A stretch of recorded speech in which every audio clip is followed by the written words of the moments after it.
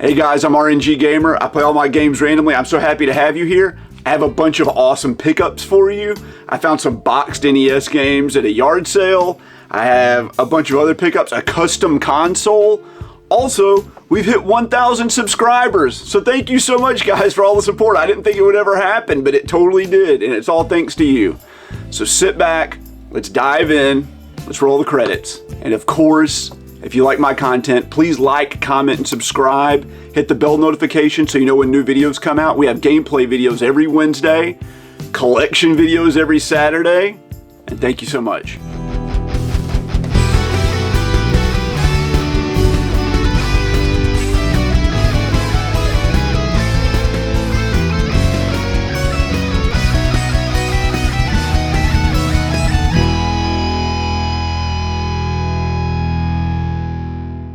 So if you guys have seen any of my beating the backlog videos or games I've played recently videos, you know that I have a lot of Game Gear games, and I'm always having to record the footage on an emulator because there's no good way to record from a Game Gear.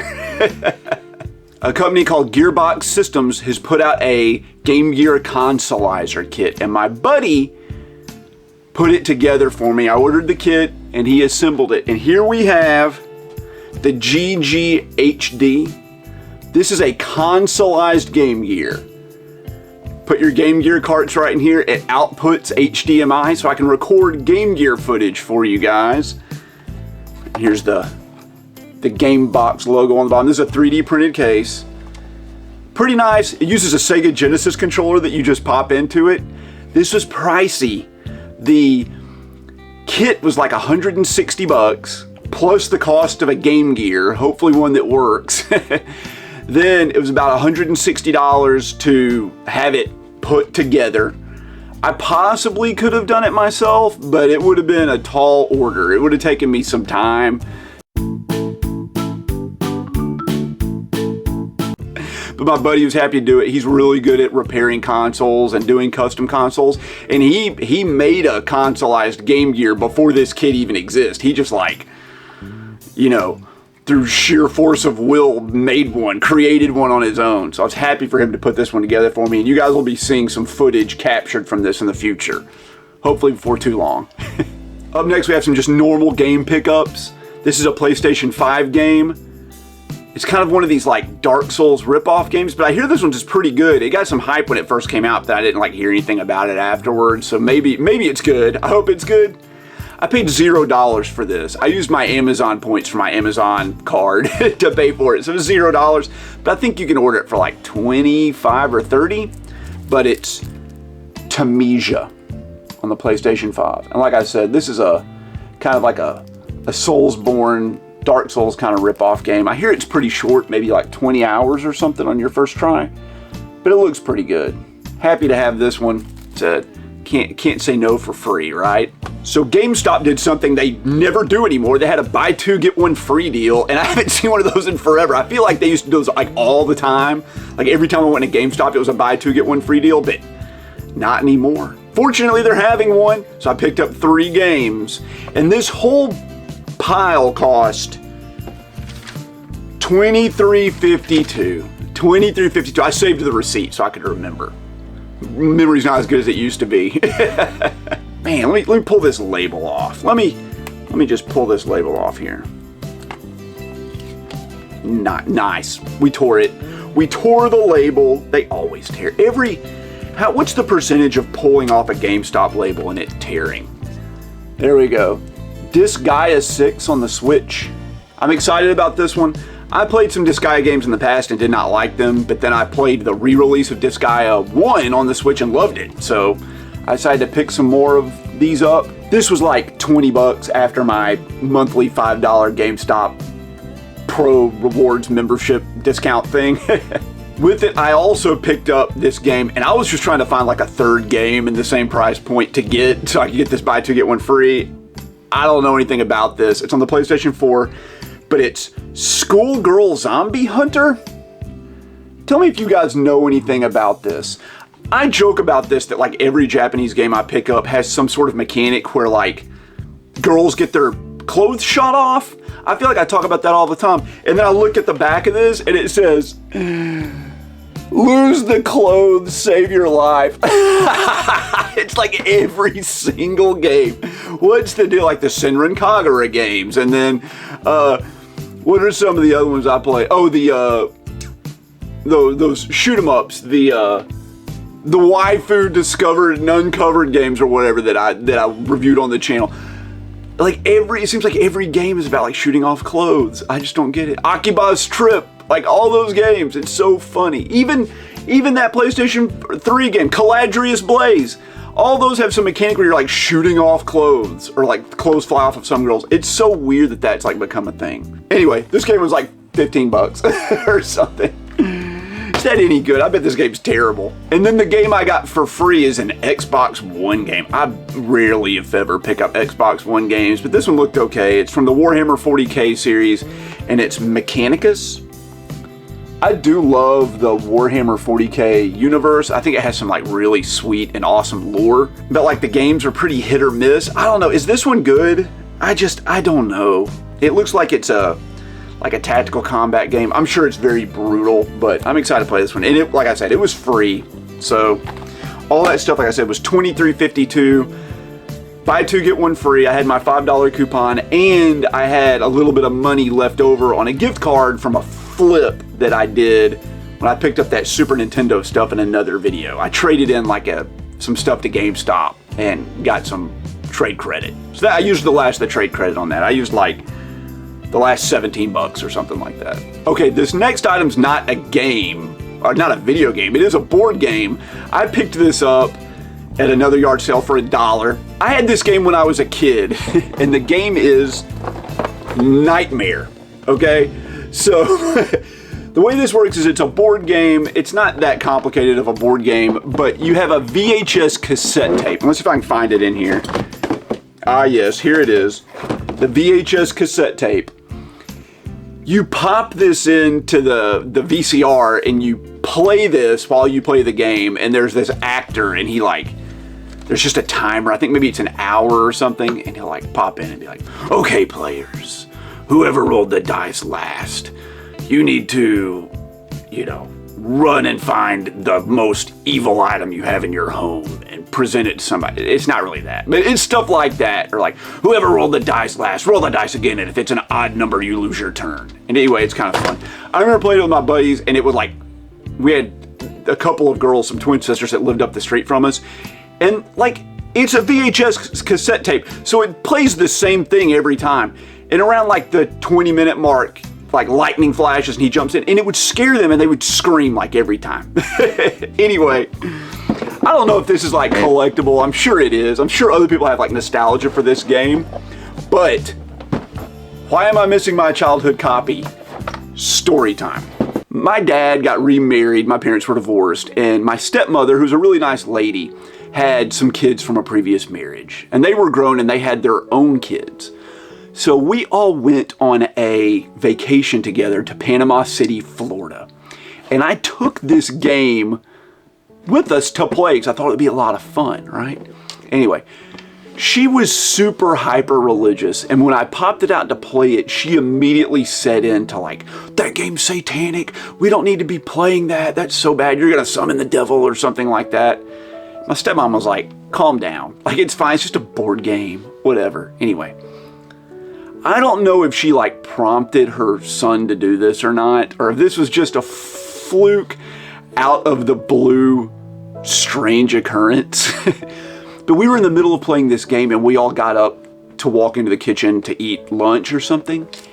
And I look over and the youngest boy, who's 3, is peeing on the board game. He's literally, it's on the coffee table and there's a stream of urine right onto the center of the board. And the mom was like, oh no, I guess we have to throw out the game. So that's how I lost my copy of Nightmare. I've been bummed about it ever since. I was so glad to find it at this yard sale. So for $1, that's not too bad. I do have a VCR. I don't know if I could ever find anybody to play this with me. Should I play it with my daughter? What age is it for? It says for parental guidance suggested for persons under 15 years old. Man, that's like almost like a rated R movie. I don't think it's quite that bad. I think a 9-year-old could handle it. All right, we're here to the main event. Went out to the yard sales, went up to a house. Of course, they have no video game stuff out, but I asked them, do you have any video game stuff? And they're like, yeah, I think maybe we have like a Game Boy or something. And they come out with like an entire container full of like retro goodness. So what did I get? I paid $50 for all of this you're about to see. First up, a good old NES model 001, right? It's kind of browned a little bit, but it works and it's clean and it's complete. I have all the hookups for it. Comes with the orange zapper. Love that sound of that spring. Can you hear that? And when we pulled this out, the dad was like, you know, I like to collect guns, and there are people out there and they take real handguns and they customize them to look like this. And I was like, really? Is that a thing? It also had the control deck instruction manual for it. Cool. And thrown in there somewhere was like a Game Boy charger. Pretty beat up. There's also a Game Boy with this, and the guy I was yard sailing with, the witness to all this, to confirm that it's real, he got the Game Boy stuff. So the NES stuff is left over, and he had to pay separately for that. The mom was way more attached to the Game Boy than this stuff I'm showing you here. She didn't want to let it go, but he talked her into it. All right, first up, of course, Super Mario Brothers Duck Hunt. No big deal there. Donkey Kong Classics. I already have this. I don't think I have the manual. It has the manual in there. Very sweet. There we go, Donkey Kong. There it is. It says like on the back of this, please return to the name of the video store. And here's another rental that goes with it. This is more like what I experienced when I was little. It's kind of cool, this quick play thing. And then the game is Wheel of Fortune, of course. I don't really want Wheel of Fortune on the NES, but this is neat. It's got the game, and then it has here's the game.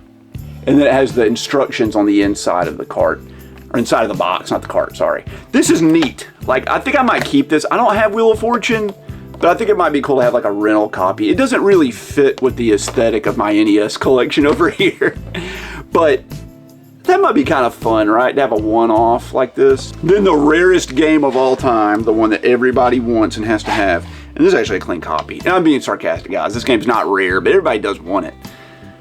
Battletoads, there it is. Nice. And then the Singular One Super Nintendo game, and this is dirty, but I kind of scraped at the dirt. It looks like it's going to come off pretty easily. Super Metroid? Yeah! Heck yeah, man. Super Metroid is just a toss-in random game. I asked if that is Super Nintendo, and she's like, I don't know what that is. She had like the game. Cool.